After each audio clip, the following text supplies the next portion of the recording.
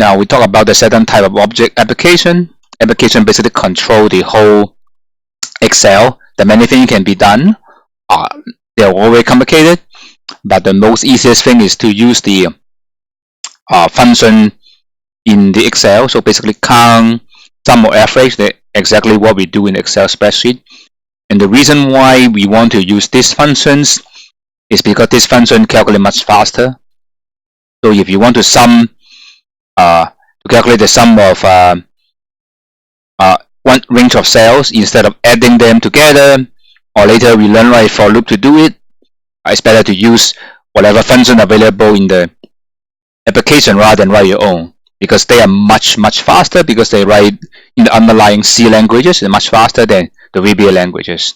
So again, remember, whenever there's function available, don't invent your own because it's much faster, and the application doc can be omitted. So the example of this is a sum average function. Is I have two columns, may not be the same size. I want to calculate the sum of the first column, so average of first column and average second column. I add them together. Okay, so let's see the Excel spreadsheet. So I have two columns, may not be the equal size. So what I can do is to calculate sum average and sum them. So average of the first column plus the average of second column. Okay, this is what we want to do. But we can also, if we do it a lot of time, what can we do is to do a VBA function. So go for a developer, VBA Excel. So this is the function that really copy from what we have.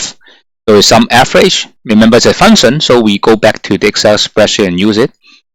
So we can have sum average, pick the first set of cells and second set of cells, and close it.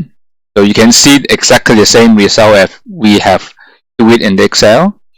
So now I hope you understand it is very useful to use application function because much faster. Thank you for listening.